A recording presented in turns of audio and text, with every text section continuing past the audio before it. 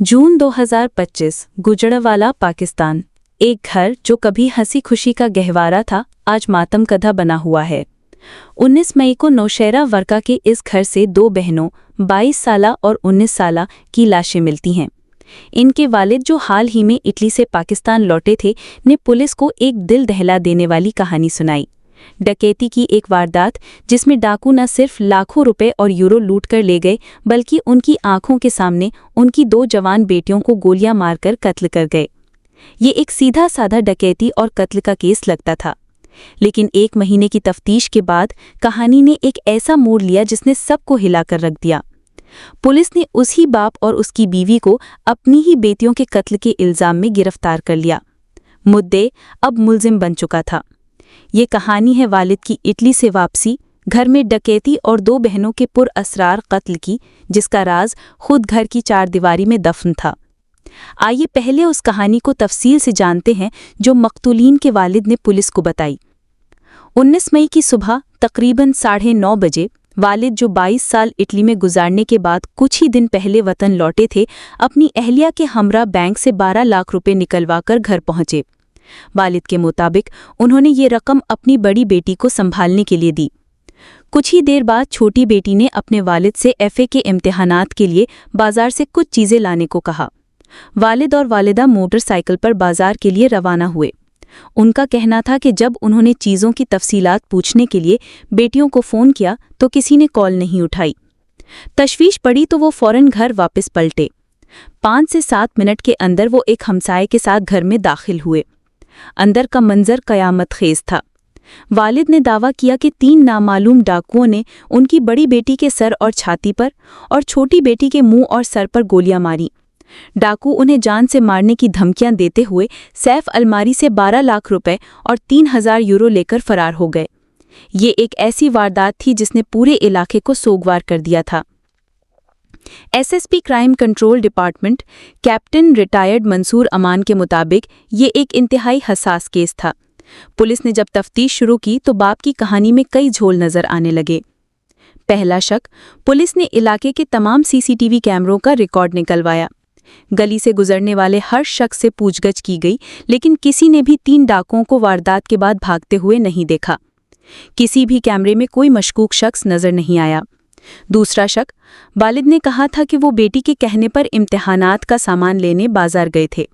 Police ने जब उस दुकान के कैमरों का जायजा लिया तो मालूम हुआ कि वालिदैन वहां गए ही नहीं थे। उस वक्त उनके मोबाइल फ़ोन की लोकेशन भी किसी और जगह की निशानदेही कर रही थी। तीसरा और सबसे बड़ा शक, क्राइम सीन खुद कहानी सुना रहा था। घर में दाखिले का सिर्फ एक ही मरकजी दरवाज़ा था। ज़बरदस्ती दाखिले का कोई निशान नहीं था। घर की कोई चीज़ उलट पलट नहीं थी जो डकैती की वारदात में आमतौर पर होती है। यहाँ तक कि मकतूल लड़कियों ने जूते पहन रखे थे और उनके जिस्म पर मुज़ाहिमत का कोई निशान नहीं था। ये मंजर किसी डकैती का नहीं बल्कि एक मंसूबाबंदी से किए गए कत्ल का लग रहा था।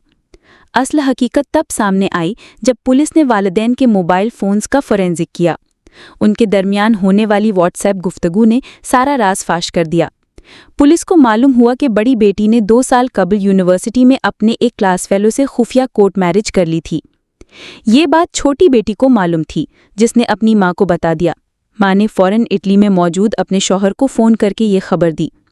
व्हाट्सएप पर वालिद के पैगामात सख्त गुस्से और परेशानी का इजहार कर रहे थे। पुलिस को शक है कि यही खबर सुनकर वालिद ने हंगामी बुनियादों पर इटली से पाकिस्तान आने का फैसला किया। ये डकैती नहीं थी, ये गैरत के नाम पर कत्ल की एक लर्ज़ाख़ीज़ दास्तान थी। वालिद अपनी बेटी के इस फैसले को अपनी इज्जत पर हमला समझ बैठा था और बदला लेने के लिए समंदर पार से वापस आया था। पुलिस ने आलय कत्ल यानी पिस्तौल और वो लाखों रुपए भी बरामद कर लिए जिनकी डकैती का दावा किया गया था।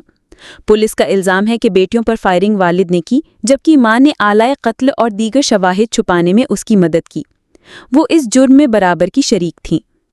डीएसपी अंसर मोहल के मुताबिक जब तफ्तीशी टीम ने मुलजिम वालिद से पूछा कि अगर बड़ी बेटी को खुफिया निकाह की सज़ा दी तो छोटी बेटी को क्यों मारा, मुलजिम का जवाब रूह फना कर देने वाला था। उसने कहा उसे छोटी बेटी को इस मामले का इल्म था, लेकिन उसने बात छुपाए रखी और वो भी अपनी बड़ी बहन के इस मुबैनो जुर्म में शरीक थी। मुझे लगा कि अगर आज इसे छोड़ दिया तो कल को ये भी ऐसा अमल कर सकती है। یہ سوچ تھی اس باپ کی جس نے اپنی ہی 2 بیٹیوں کو اپنی جھوٹی غیرت کی بھینٹ چڑھا دیا۔ آج یہ والدین سلاخوں کے پیچھے ہیں۔ والدہ کو جوڈیشل ریمانڈ پر جیل بھیج دیا گیا ہے، جبکہ والد مزید تفتیش کے لیے پولیس کی تحویل میں ہیں۔ عدالت میں والد نے صحت جرم سے انکار کرتے ہوئے کہا کہ ان کے خلاف کوئی چشمدید گواہ نہیں ہے۔ پولیس نے کیس میں غیرت کے نام پر قتل کی ناقابل ضمانت دفعہ 311 اور جرم چھپانے کی دفعہ 201 شامل کر دی ہے۔ حتمی فورینزک رپورٹس کا انتظار ہے، جس کے بعد مقدمے کا باقاعدہ ٹرائل شروع ہوگا۔ گوجرانوالا کا یہ واقعہ صرف ایک جرم کی کہانی نہیں، بلکہ ہمارے معاشرے کے اس تاریک پہلو کی عکاسی ہے جہاں غیرت کے نام پر زندگی کا حق چھین لیا جاتا ہے اور قاتل کوئی اور نہیں، اپنے ہی ہوتے ہیں۔ سوال یہ ہے کہ آخر کب تک ہماری بیٹیاں اس جھوٹی غیرت کی بھینٹ چڑھتی رہیں گی؟